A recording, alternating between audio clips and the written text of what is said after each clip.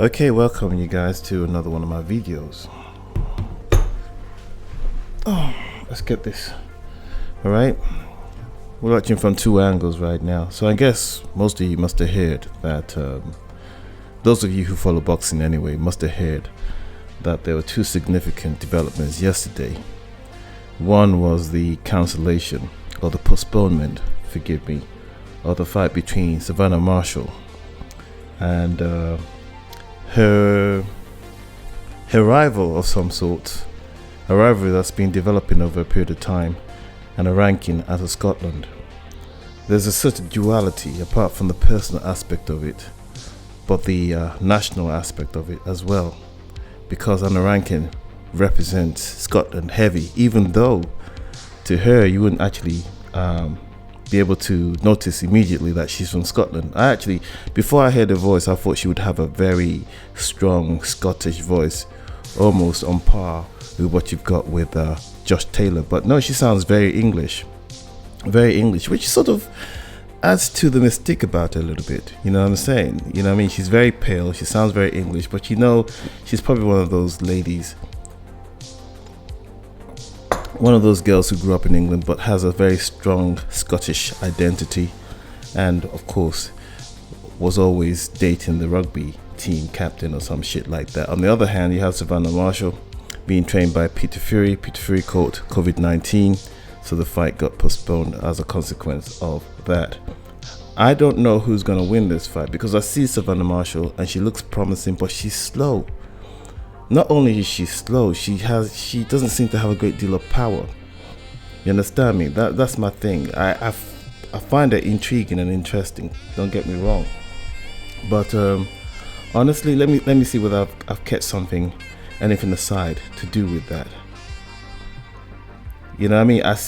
I go by what I see by the way of their training, and I see that Peter Fury is, you know, helping with the fundamentals, you understand me, with the body shots and everything. She's gonna go body hunting, and she's also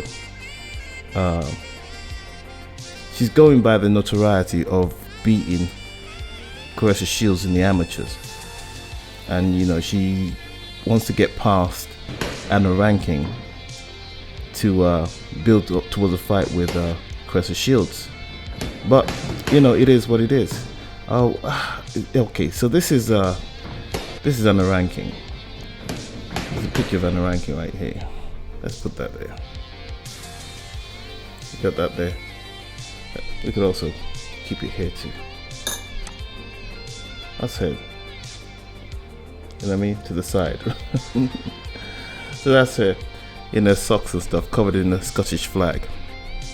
But when you hear it, I mean, I don't know how she gets by in Scotland, but you know, the exchange between them, I think I kept that aside as well. But you know, I probably put that up because I've kept it, but I might not necessarily have retweeted it. Oh yeah, I have actually. Here it is. So we're gonna read some of it actually. Where should we begin? Let's begin with Peter Fury. What Peter Fury put out in regards to the COVID. Should we go here? Maybe we should put it here. I don't know whether I can read it. Leave it here for a second. Nah, it's better if I have it here. So what does it say? It's very regrettable that it tested positive for COVID-19. That's the test she's talking about. Savannah Marshall tested negative. However, due to the restrictions around the positive test, everyone must quarantine for 14 days, but #to reschedule ASAP. Alright, so that's how Peter Fury started off the conversation. Now Savannah Marshall then said something that pissed off Anna Rankin.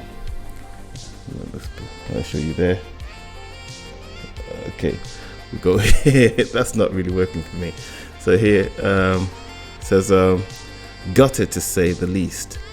Two world title fights cancelled due to COVID. Good news, Peter Fury fit and well. Wait too long. Okay, fit and well, and Team Rankin doesn't have to wait too long for her good hiding. Now, if you don't understand what that means, good hiding means when you get a good hiding, when you get a good beating. as we have asked it to be rescheduled ASAP. Now, Anna Rankin, of course, wasn't having that, so she wrote back. Let's since we've done the other ones this way, let's also go here too. Let's go there. All right. I don't know. It looks a bit weird actually. No, stop. This is the last time. It's just following through. Okay. So what let's say says. So now you've left the bubble. You get a voice. Firstly, well, she didn't really speak though, did she, Anna? I mean, you sound educated, but you gotta be very specific with these type of things. But that being said, you know what I mean? I hate to be pedantic about this. Where am I? All right. Like that. It's better that way. Yes, let's go this way. Kind of awkward, but it works. It says, so you left the bubble. You get a voice. Firstly, Peter Fury, hope you rest and recover well in these crazy times. As for hiding, that's where you've been for camp, no? That's where you've been for camp, no? I don't know what she's trying to say there, but anyway, she says, at Savannah Marshall, I will see you soon.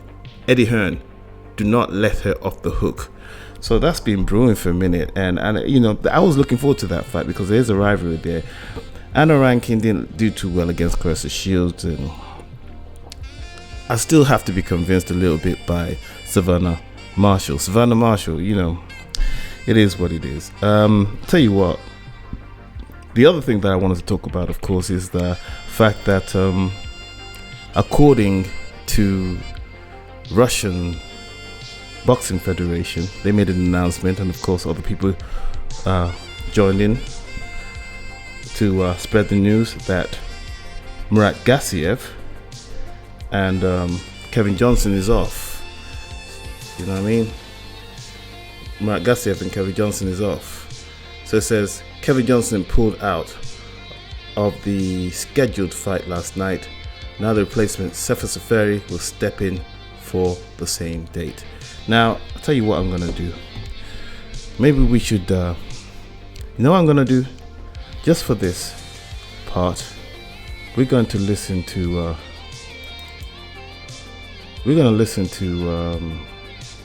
oh, I got the wrong file. We're going to listen to what the Russian Federation, because I translated how they put it out. So how are we going to do it? Where are we? That's what we're going to do. You know what I mean? I prefer that rather than speaking on it. I let the Russian Federation themselves speak on this. It's taking a bit of time, so in the meantime, let me see whether there's anything else I can use to fill in for that. You've all heard that Shelley Finkel said on Bob Arum. Bob Arum saying Tyson Fury is moving on from Deontay Wilder trilogy. He's entitled to his opinion. He can think anything he wants. Deontay and I. Now that's one thing for me. Deontay and I would like to have the next fight as planned against Fury. We will fight him any date, any place. It's not like, he should speak like he's representing Deontay, but it seems like his interests are so intertwined with Deontay Wilder's. Like it says Deontay and I. You're not his wife, you're just his manager. But I suspect that it's more than a manager-fighter relationship going on there. Okay, more than a fighter-manager relationship going on there. I think it's a bit uncomfortable for me, but it is what it is. So let me try and find this thing if I can. Oh, I also have some clippings of an article that was done on Isaac Chamberlain. Apparently he went over to America and it didn't work out, and said America broke him or some stuff like that, something along those lines. Where is this thing? By the Russian Boxing Federation and Murat Gassiev. This is to inform boxing fans that Murat Gassiev has a new rival for the heavyweight debut fight set for October 31st in Sochi at the end of September. The General Secretary of the Russian Boxing Federation Umar Kremlev announced that the debut of Russian Murat Gassiev 26-1 with 19 KOs in the heavyweight division is scheduled for October 31st in Sochi. Initially, the former contender for the WBC title, American Kevin Johnson 35-17 and 1 with 19 KOs, was supposed to be the opponent of our titled athlete. However, a few weeks before the tournament, the boxer from the United States refused this fight. Therefore, Albanian Seferi former 24-3, and one with 22 KOs will become Gassiev's new opponent in the fight scheduled for October 31st in Sochi. This fight will be the main event at the Stolato Boxing Festival. The 41-year-old Seferi has fought against such opponents such as Tyson Fury, Kevin Lirina, Firat Arslan, and Manuel Char. I'm also looking forward to Rachel Ball versus Ebony Bridges. Listen, I'm going to express a partiality, and you can call me a hater or whatever. I'm going for Rachel Ball on that one. I don't really like Ebony Bridges, okay? Maybe she might convert me eventually, you know what I'm saying? But she ain't no preacher's daughter. If you know who the preacher's daughter is, that's Holly Holmes. To me, Ebony Bridges ain't the preacher's daughter, man. You know what I'm saying? She's just one of them people who came into boxing thinking she can just do everything because she's a maths teacher and she's a bodybuilder and people are gonna like her, her chest a bit. Men are gonna, she understands male psychology, so she's taking advantage of that. Where is this thing? Have fought Linares or Pedraza, so when we get in that ring, then I get to do what we've been working on. That boxing has produced this year. Vasily. Entertainment. I'm in the entertainment sport. This is where it comes to. So really what it comes to is, man, I like to show off. All of me yet. You guys haven't really gotten. I've only been able to give you guys what the fighter gives me. So I have footwork too. Not a lot of people know I've been a boxer. You guys haven't really gotten. I've only been able to give you guys what the fighter gives me. So I have footwork too. Not a lot of people know I've been a boxer. So when it comes and it's all said and done, was able to do in flashes, anything at all. I don't watch any of my opponents. I don't watch any of them. I let my coach, who is my father, and my assistant coach, they work on that and they pinpoint everything. And then we work on it in the gym. You know what I mean? Because whatever he has done in that fight is going to be different against me. You know what I mean? So I can't just reflect off of who he fought because they don't fight like me. So when it comes and it's all said and done, I'm not going to get the same Loma that had fought Linares or Pedraza. So when we get in that ring, then I get to do what we've been working on.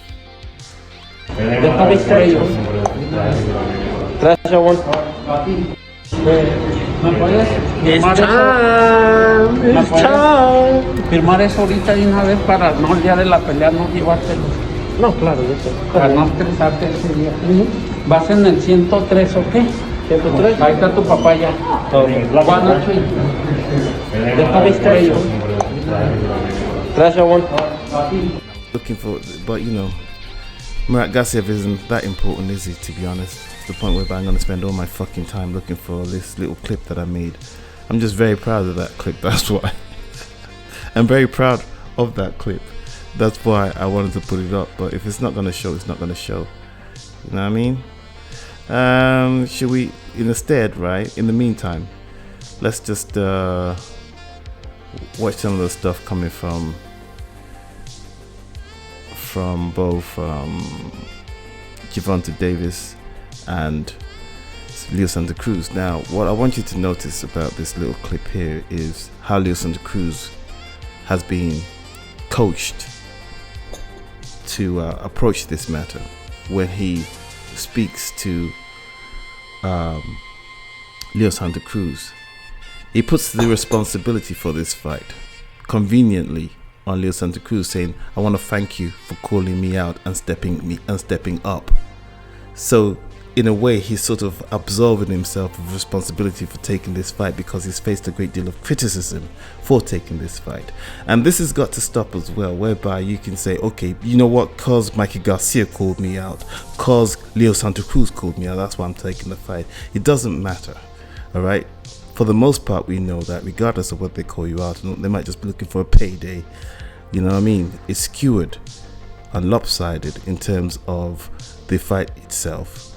So it is what it is. But let's just watch it. Let's see what's up. Tank Davis, he's strong the first, 5 rounds. I know he's also dangerous, and in every round into the last round, he's still going to be dangerous. But I think the most dangerous rounds are going to be 1 through 6. Those are the ones who, he has the most power and everything. Like they say, I have to watch out in all of the rounds into the last bell rings. I have to watch out because he could catch me in any round. But in the first rounds, if I see he gasses out, I'm gonna go on top of him, pressure, try to break him down, get him tired. Because a fighter, when he has another fighter in front of him, putting the pressure, that frustrates him and gets him tired. Thank you, Leo, for you stepping up and calling me out. To test yourself. Just make me feel like you have a lot of heart. And you want to fight the best. So I feel as though the winner out of this should be on up there in pound for pound, if not the top 5, I believe. So October 31st, the fans won, and the winner takes it all. Yep, it is. Yeah. Can you talk about that special relationship you have with Al Heyman? Because obviously us media members don't talk to him, and the fans only know what they hear with these rumors. But you know the man. Yeah, no, I do. I know him really well. Me and him, we have a great connection. He's been there for me. I always thank him because I say that thanks to him, I'm where I'm at too. Because he has helped me. He's been there with me, and I'm really thankful. And that's why I named my child after him. Because thanks to him, I have everything I have. I'm gonna peace out with this. Got a picture of Anthony Joshua. We're gonna put that up. You know what I mean? We're gonna put that up. But thank you very much for watching this video. Have a good day. We're going to turn the side off first. Okay, that's out. And now you guys are out too. See you guys later.